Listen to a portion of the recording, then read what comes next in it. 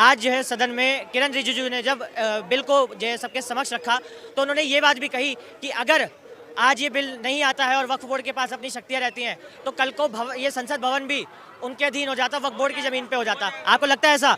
बिल्कुल है। वो इसलिए है कि जहाँ पे महाकुंभ का आयोजन किया गया उस पे भी वक्फ बोर्ड ने दावा प्रस्तुत कर दिया है ना।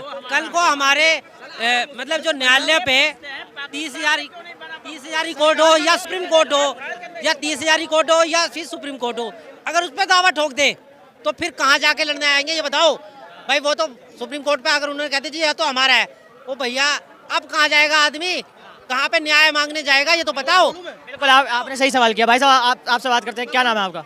हाँ, इनका सवाल ये है कि जो वक्फ बोर्ड जिस तरीके से दावा करता है तो क्या होगा अगर इस तरह। मैं सुन लिया, कुछ दिन पहले कह रहे थे कागज दिखाओ कागज दिखाओ कागज दिखाओ कागज दिखाओ। भैया तुम भी कागज दिखा दो। अगर वो सरकार की जमीन है जहाँ पे कुंभ का मेला हुआ है, कल कुंभ का आयोजन हुआ है, वो सरकार की जमीन है, सरकार के पास के पेपर होंगे ना भाई, बात खत्म हो गई। तो वक्फ बोर्ड के पास जितनी जमीन है उसके भी तो कागजात होंगे। अरे तो भाई तुम उनसे पेपर मांगो ना। वो तो सुनिए वक्फ बोर्ड ने आज तक कभी दस्तावेज अपने पेश ही नहीं किए। मैं क्या कह रहा हूँ, यही तो सरकार कह रही है कि उसमें भ्रष्टाचार हो रहा है। इनके पास नहीं है पेपर, आपके पास तो पेपर होंगे। पेपर दिखाओ कि भाई जहाँ पे कुंभ का मेला हुआ वो हमारे सरकार की जमीन है। अंबानी दिखाए कि बिल्डिंग बनी है, जमीन मेरी है, मैंने किससे खरीदी है, उसने किससे खरीदी थी, वो दिखाए। लोकसभा जहाँ संसद बना हुआ दिखाए कि जमीन हमारी सरकार की है, पूछ रहे हैं वो दिखाए। यही तो डिमांड सिर्फ पेपर दिखाने को कहते हैं, ये तो बुलडोजर चला देते हैं, बुलडोजर। ये वक्त जो संशोधन है उसमें कहा क्या गया है, उसमें ये कहा गया है कि सुनो इसमें एक भाई साहब एक यार आप अगर मैं बोल रहा हूँ तो आप बोल लो भाई साहब, मैं चले जाता हूँ। मैं ये कह रहा हूँ कि अगर वक्फ बोर्ड के अंदर जो अमेंडमेंट आया है उसमें ये बोला गया है कि भैया जो वक्फ बोर्ड के पास जमीन है अगर उसके पास कागजात है तो उसको कोई छेड़ा नहीं जाएगा। अगर उसके पास कोई प्रॉपर्टी के कोई डॉक्यूमेंट्स दस्तावेज नहीं है तो उस पर कोई भी कार्रवाई हो सकती है। दूसरी बात, वक्फ के अंदर कौन कौन होगा, वक्फ के अंदर जो डिस्ट्रिक्ट मजिस्ट्रेट के जो ऊपर के अधिकारी है ना वो रहेंगे। 150 साल इंदिरा गांधी बोल सकती है जिसने इमरजेंसी लगाई थी। 150 साल और कोई नहीं बोलेगा। 25 जून को 150 कैमरामैन 150 साल पुरानी मंदिर को तोड़ दिया गया। क्या वो संविधान के अकॉर्डिंग था?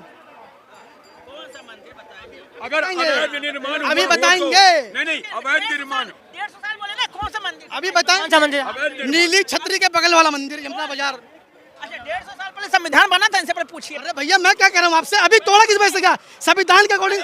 अरे बाबला मैं तोड़ने की बात कर रहा हूँ ना। कोई भी प्रॉपर्टी पे अगर सुनो गवर्नमेंट की लैंड पे अगर कोई भी मंदिर बनेगा वो टूटेगा, सिंपल सी बात है। अच्छा वो भी टूटेगा, ठीक है। 150 साल पहले का आपका मकान बना होता ना, गवर्नमेंट का होता है, तोड़ा जाएगा, टूटेगा, वो दोबारा तो नहीं बनेगा।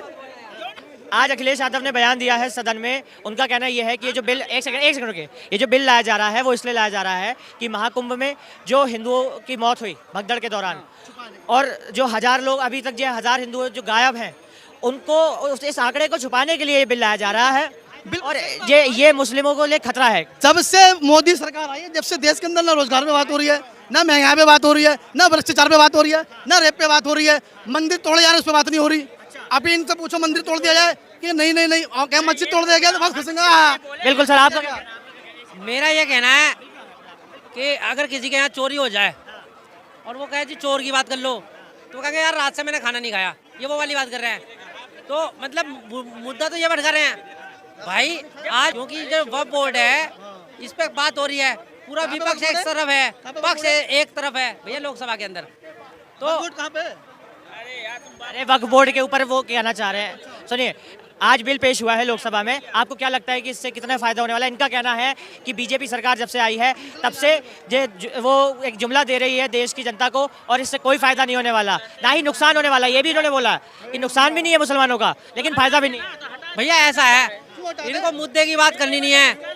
इनको देखो 2014 से पहले ये कलेक्टर थे, अब 2014 से पहले ये लोग कलेक्टर क्यों कहते हैं रोजगार पे बात नहीं करी है ना। रोजगार ये बात करेंगे भाई साहब, ठीक है भाई साहब, पहले बेरोजगार थे ये बताओ 2014 से पहले तो मैं छोटा था भाई, बेरोजगारी था मैं यार, छोटा था, उम्र थोड़ी सी मेरे कमाने की फिर उम्र। आपके जो वालिद साहब हैं वो कुछ कर रहे होंगे, है ना? तो जब वो कर रहे थे तो वो रोजगार तो वो कैसे खाली थे? आज वो खाली हैं। अरे आज अभी हम लोग वक्त पे हैं, वक्त बिल अब हम कमा रहे हैं, आज घर पे बैठा कौन कम ये बात भूलकर पहले पापा कमाते थे, अब मैं कमा रहा हूँ। अरे भाई कमाई तो अच्छा सुनिए सुनिए, पहले हमारा सवाल सुनिए। आज वक्फ बिल पेश हुआ है लोकसभा में, आपको क्या लगता है कि इससे क्या फायदा होने वाला है अब जो देश में, जब अगर संशोधन हो जाता है आज?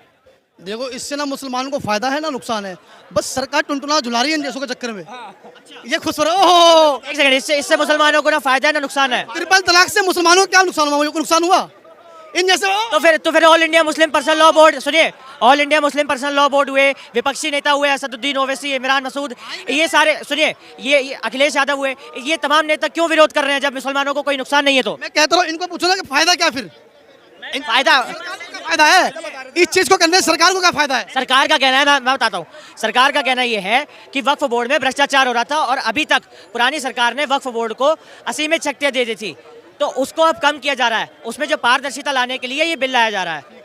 उसमें कमेटी बना रहे हैं, 4 गैर मुस्लिम लोग डालेंगे उसके अंदर, 4 से 5। मुझे आप इसकी कमेटी में अभी सदस्य दिलवाएं, मंदिर की कमेटी में दिलवाएं। बालाजी महाराज ये जाइए, मुस्लिम समुदाय का है जो, अरे यार तिरुपति बालाजी में जो क्रिश्चियन हमारे अध्यक्ष है, तिरुपति बालाजी का भी न्यूज सुने? तिरुपति बालाजी, हाँ व्हाट्सएप पे नहीं तो अरे आप बोलिए। भाई, आप क्रिश्चियन के, मैं अपनी बात कर रहा हूँ, क्रिश्चियन है, आप अब अपना पूरी बात आप मुझे दिलवाओ मुझे। भारत के अंदर कितने ऐसे मंदिर हैं जहाँ पे मुस्लिम अध्यक्ष हैं, ठीक है? और ये बात नहीं, महाकुंभ का मेला 2000 जब लगा था कांग्रेस उसके मुलायम के जमाने में, उस समय अध्यक्ष कौन था? ये जो मारा गया था, इसका क्या नाम था? अतीक अहमद को अध्यक्ष बनाया गया था वो।